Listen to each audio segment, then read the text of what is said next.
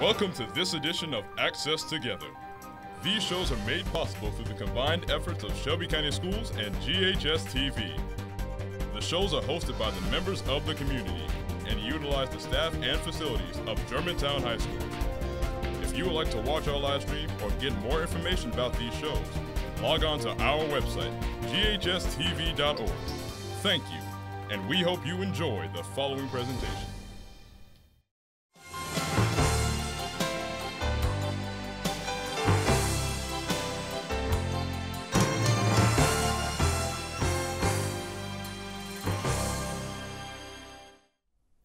Welcome to Let's Talk Money. My name is Kelly Bolton. Thank you for joining us today. From Apple to FedEx and every other successful company, it started as an idea. So with us today, we're honored to have with us Miss Allison Nokes. She's one of the co-founders of SILQ-EDU. And I may have said that wrong, but we're going to find out when Allison comes on. Based on the collaborative community Co-work Memphis, this startup integrates technology into a classroom to help prevent student dropouts. So joining us now as we welcome Miss Allison Nokes. We're going to talk a little bit about, first of all, if I said that right, SILQ-EDU? It's SILQ-EDU. SILQ-EDU. We'll see, I botched that. That's okay. That's okay. Anyway, tell us a little bit about your background, Allison. Okay. I started out my career, actually my first job was with a logistics analysis company. So we took shipping data and we tried to figure out how to get meaningful information for our customers. And then I became a teacher. And so I worked in the classroom and I got my master's degree in teaching, but I always loved technology, always loved kind of the data parts of everything. And after getting my master's in integrating technology, I became the director of technology for a K-12 school, and I did that for 3 years before becoming an entrepreneur. So well, very exciting. Yeah. Well, I know there's something called EdTech, right? And how does SILQ-EDU, say it again? SILQ-EDU. SILQ-EDU. Okay. How does it fit under that umbrella of EdTech? Right. So EdTech is a really, really broad term that means any technology that's used for an educational reason or inside an educational entity. Our EdTech is an overlay product that fits on top of several other types of data systems that schools might use. Okay. And so what it does is gather information from all of those systems and puts it in one place so that principals, program coordinators, counselors, assistant principals, leadership can access all of that information in one place without having to log in to multiple systems.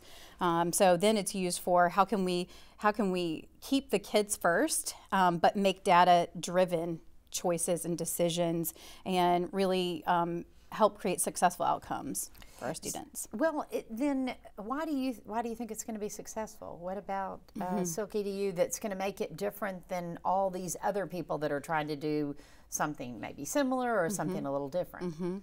So what makes our platform different is that we're utilizing AI, artificial intelligence, and machine learning on our platform to help do two things. One, it automates some of the processes that school employees have to do that maybe you would consider like grunt work, like I'm having to copy, paste, and then try to make tables and charts and all of those things.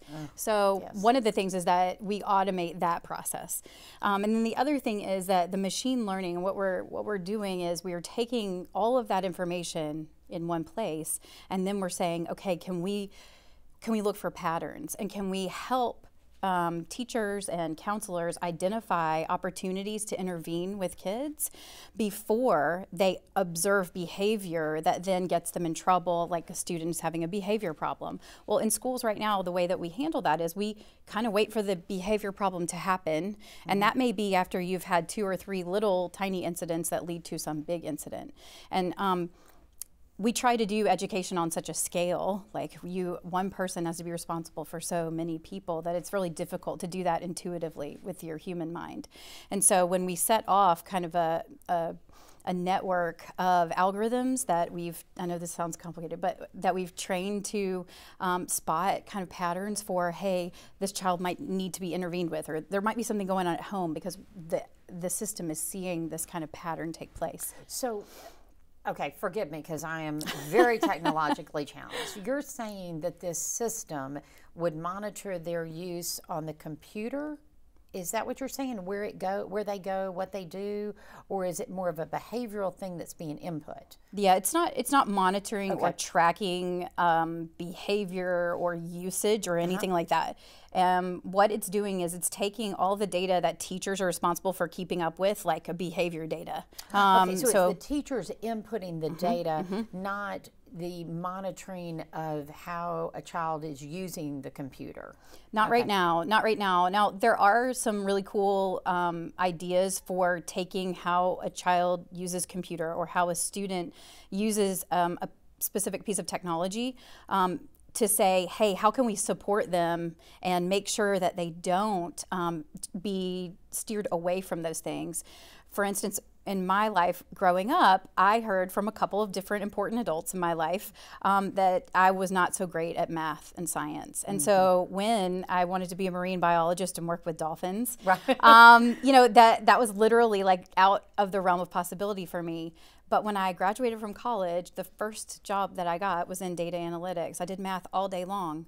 And then when I got a teaching job, I taught math and I taught science. And now I'm working for a technology data analytics firm, again, using statistical analysis and math. And so I think that eventually our platform will be able to help identify passions that kids have, because I think that passions are so much more motivating than aptitude. Simply being good at something doesn't necessarily make you love it, but if you love something, you can overcome not being good at it. So funny, we just had a guest that we filmed for another show earlier, and we were talking about that. He said, I would take the employee that is highly motivated over someone that's just highly skilled. And I was telling him, my daughter has told me about a saying, you know, hard work beats talent when talent doesn't work hard. Or some people say when talent doesn't try. And that's very interesting that you have said that, because, you know, I do think just as a mother and in observing students, we as a society give them these tests, these standardized tests, and say this is your aptitude and this is not. And so in their head, and I've got a daughter that right now is looking at these type of scores and saying, well, I must not be good at that because other people are better, and this I must be better at, but I might like this more. So I think we almost teach them the wrong thing, like you've said. You ended up being very successful because you had a passion for it. And what that first job taught me was that that in school, it's not always, you know, teaching arithmetic in 4th grade is not always going to be the best judge of whether you're going to enjoy the application of that later in life. And simply steering someone towards verbal, you know, language studies and writing, because the arithmetic portion is not what comes naturally, is sort of like a travesty that happens a lot. Now, our technology, we're starting off using it right now to identify dropout risks and chronic attendance problems, chronic absenteeism risks, because it's really interesting. Studies have shown that even missing up to 1 day per month when you're in kindergarten, just 1 day per month, decreases your likelihood of being able to read by the time you're 3rd grade. And so that's considered chronic absenteeism, is just one day a month, which ends up being 10 days a year, I think. And so if we can identify before kids stop showing up at school, or if there's something that continues to keep them from showing up, can we just keep their bodies in the chairs? Right. Because there's something about that. And I believe it's teachers. I believe it's the professionals that we have in the classroom. So if we can empower the teachers with the tools to really be able to identify the kids that need their assistance in the worst way, but then also in the best way. Oh, that's very interesting. Well, we're going to take just a break, and when we come back, we'll continue our discussion with Miss Allison Nokes. Thank you so much.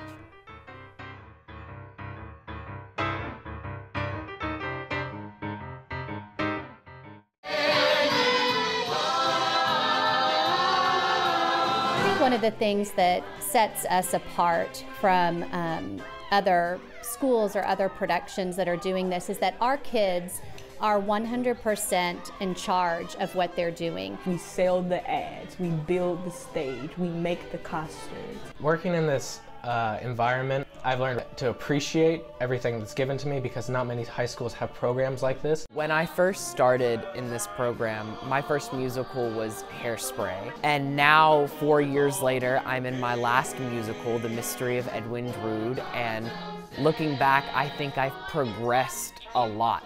To see them now as seniors and to see the people that they have become, it's changed me more than I think it's changed them.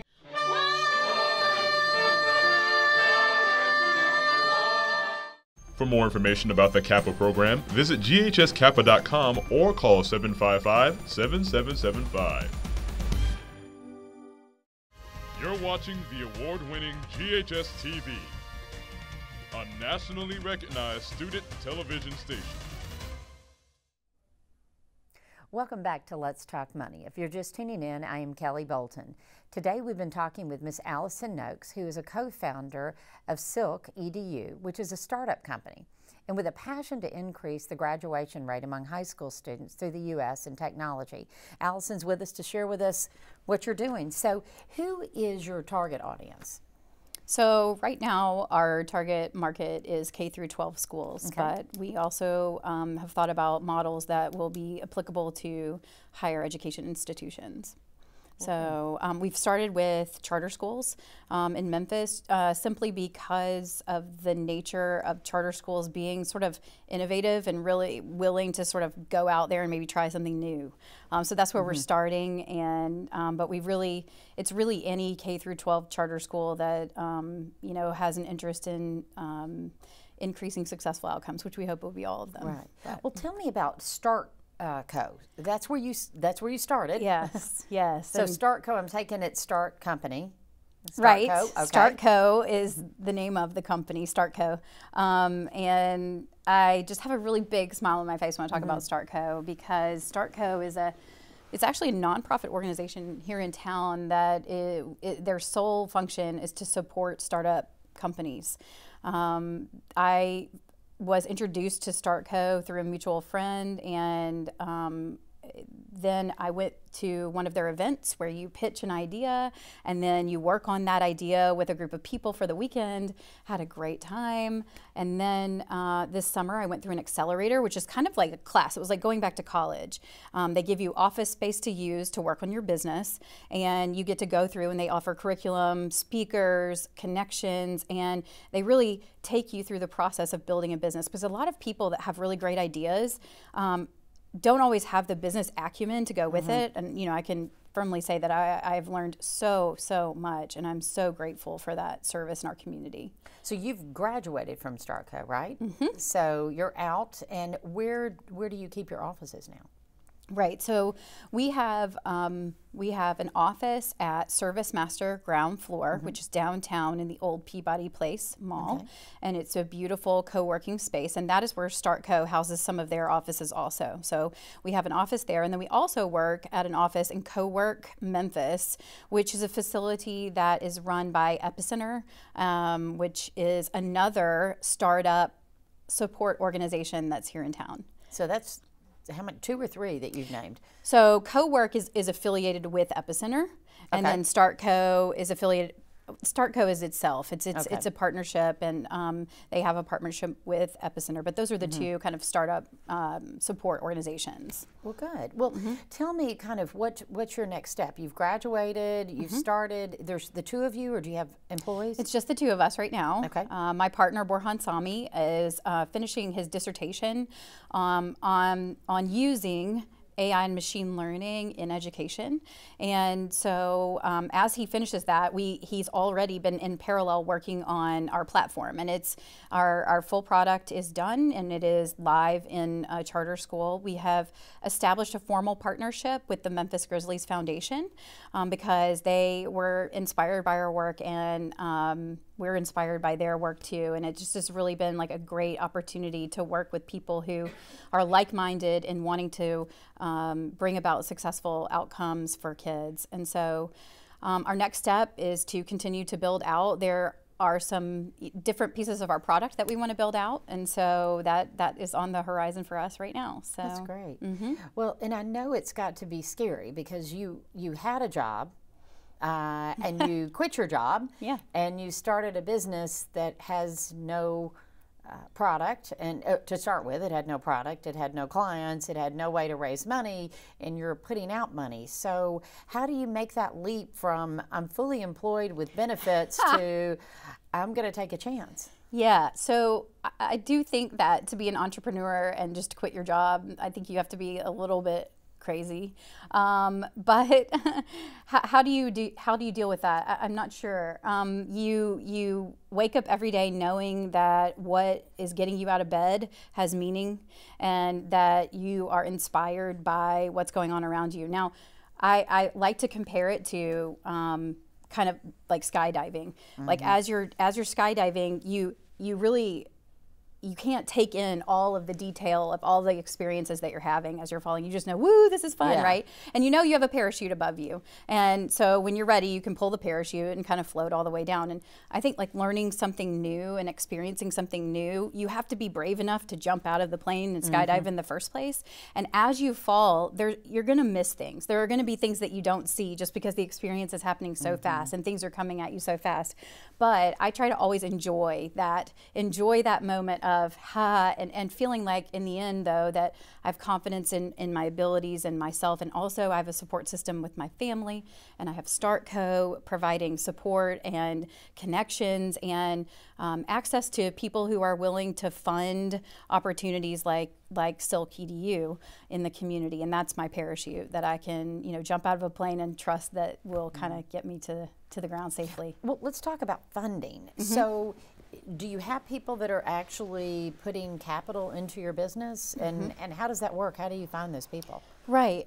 Yes. So the first question is yes, we do have investors, and I would not have been able to answer that question 8 months ago before I went through StartCo's program. That's one of the things that they teach you is how to network in the community, how to find people who have the capital wealth to be able to, invest in companies like mine. And so it's kind of like a networking. It's all a game of it's not really a game, but it's more of like a relationship building exercise, figuring out, who in the community has a mind and a life mission that is similar to what you want to do. So we've talked with people who really have a heart for Memphis and have a heart for kids and really teachers too, and want to see a tool built that can help success happen more easily. So well, that's exciting. That's exciting. And I guess the great thing is if you have a great product, you'll get more capital, and then you can continue to grow and expand. Well, we just have a few seconds before we take our next break. Would you like to hire more employees as you move forward? I mean, do you need them now, or are you thinking later? It's a balancing act for sure, because you have to what they call it is the lean startup method. So a lean business model, it means kind of like pretending like you're like your grandparents that are coming out of the Depression, like you don't spend any money that you don't have to, and you end up doing a lot more work than you would normally do just in a job, because you're basically having to be everything. So Borhan, handles all of the product design, development, and implementation, and I do all of the other stuff. So would we like to hire and have more people to help us? Absolutely. Do we have the funding right now to do that? We have a commitment by an investor for some money, and so we do think we will hire. I'm not sure if we're going to go with a full-time person right now or if we're going to contract, but yeah, we definitely want to add to the team for sure. Well, good. Well, we're going to take a break. When we return, we're going to finish our great conversation with Allison, so please stick around.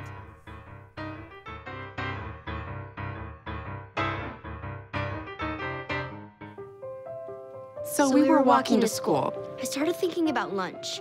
Mom packed me turkey and cheese. She's I really smart. want cheese pizza. Sometimes her mind wanders. We should have a sleepover. I remember saying, Laura? I think I heard Mom say something. The sign says don't walk. Sometimes it's so overwhelming. I really hope she doesn't I have really another hope I bad don't day have another bad day at today. school today. When you can see learning and attention issues from their side, you can be on their side. Go to understood.org, a free online resource with support and tools to help your child thrive.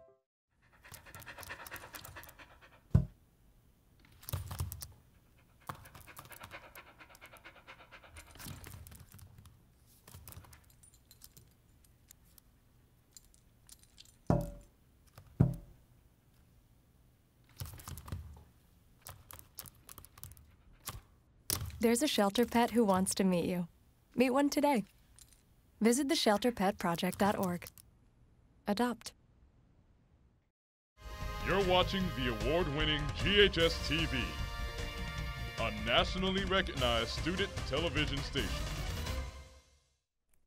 Thank you for joining us on Let's Talk Money. I'm honored to have with us Miss Allison Nokes, one of the co-founders of SILQ-EDU. And we have just a little time left, so we're going to jump back in and finish our exciting discussion with Allison. So, Allison, one thing I was asking you during the break is about potential customers. Do you have customers now, or do you have potential customers? We do. Currently, our product is live and being used by the staff at Memphis Grizzlies Prep Charter School, which is a 5th through 8th grade school in Memphis, downtown Memphis. And they are our first customer. They're our pilot customer. But as in the startup world, it is always important to say that they are a paying customer, and we're proud of that. But they're very happy with our product, and the Memphis Grizzlies Foundation is also a customer of ours in conjunction with that charter school. So we are looking at a few other charter schools, but we are also we do have some potential clients that hopefully we will move forward with over the next few months. So what is your challenge in finding new clients, and how do you find them? I guess if you said Borham is doing the technology, are you the one out there talking about the product? Yes, absolutely. It's a combination of sending emails, asking for introductions to network through the community, and just basically knocking on doors. This summer I found that the best way to talk face-to-face with a principal or a leader at a school was just to knock on the door and go in and ask if they have time. The biggest barrier, I think, is that school leaders have so much to do all the time anyway. And so, you know, asking them to give up a little time in their schedule to talk about this idea, I know is just, I almost feel, you know, guilty just asking them about it. But we've seen some really amazing results with what we're doing. And so I do, over the last few weeks, have some renewed energy of like, hey, this is really exciting. It's working. It's it's working, and you know, what we thought we could do, we're doing. And so that's very exciting. And so hopefully that will come through as we go forward in the future, and it will be easier to, you know, ask principals to have a few minutes to speak. It's just they're so busy. So that's a barrier. So right. Well, but if you can help them be more successful and their schools be more successful. But tell me about competition. Is there competition in the marketplace? So there's a little bit of competition. I guess a school could contract with a data scientist to build a custom tool for their school. So we mentioned that as a potential competition, but that would be very expensive. And then there are some large data aggregators for schools that will kind of combine all the information, put it together. But we don't know of any yet that are proactively using that information to alert the school leaders about what they need to know about, or allowing school leaders to set their own alerts. The AI machine learning piece of our platform is pretty unique as far as we know. Now, the big data companies like IBM, Intel, and Google are all doing research and development on how to use AI and how to use it in education. And so hopefully, you know, maybe that'll be a collaboration that we can look forward to in the future. Oh, that'd be great. That would be great. Well, since I guess we're just two ladies here talking, are there any challenges that you faced as a woman entrepreneur? Have you noticed anything being any different being a female out there versus men? Or, I mean, I know we talked earlier, you have a child at home, so that's definitely a challenge. It is. And in the traditional startup world, a lot of my fellow entrepreneurs and co-founders are younger. So I am sort of like in the middle of my career, and so I do have a child at home. So sometimes the networking events, I have to go home earlier than other people. But as far as being a woman, I think that the only difference that I feel is that that women like me tend to be less kind of less dominant and less like go and like, you know, kind of talk over everyone. And I think sometimes that works, you know, against me because it sort of leaves some opportunities lost. But at the same time, I have found that there are plenty of people that are willing to kind of establish a relationship and talk a little bit before, you know, before they move on to the next person, I guess. Well, that's good. Now, talk about STEM. I mean, I don't think we heard about it for years, and now it's STEM this, STEM that. Tell us about STEM and how it's playing a role in education and what you're doing with your company. Right. So STEM stands for Science, Technology, Engineering, and Math. And STEM is important, I think, because it kind of encompasses everything that we do as human beings, and every way that we make money really can be combined to show how STEM is used to get that job done, right? So we use technology as just really like woven into the fiber of our daily lives. And so I think that STEM is very, very important because not only does it make us competitive, it's training children to be innovative thinkers and to think about solving problems instead of thinking about rote memorization. But it's also, you know, helping educate kids on what is technology, how do we use that? And because I think what's so exciting is that when you're a teacher, you get to see kids figure out new ways. They have these new thoughts about how to use different pieces of technology. And so I think that's why it's the focus, is just because it's fabric of our lives these days. But does it mean that English is becoming any less important? I don't think so. I don't think so at all. I think for me personally, I feel like that all of these things need to be given their own validity and their own time, and that science and technology and engineering and math, that includes art, and it includes language, and it includes creativity. You know, I think as humans, though, we love to put things in categories. We love to put labels on things, and so I think that's all it is. It's just like a convenient way of organizing a set of curriculum and thoughts. But I don't think that it should be put above anything else. I think all of those things are valid. You know, reading, writing, language literacy, art, math, music, and healthy activity too. Sports, physical activity is also equally important. Oh, absolutely. Well, unfortunately, we have to draw to a close. So I want to thank our guest, Miss Allison Nokes. She is co-founder of SILQ-EDU, and I want to thank her for being with us. If you have any questions about today's show, you can visit us on our website at GHS-TV.org. We're streaming live 24 hours a day. You can also visit us on Facebook and Twitter. We hope you will join us again next month on Let's Talk Money.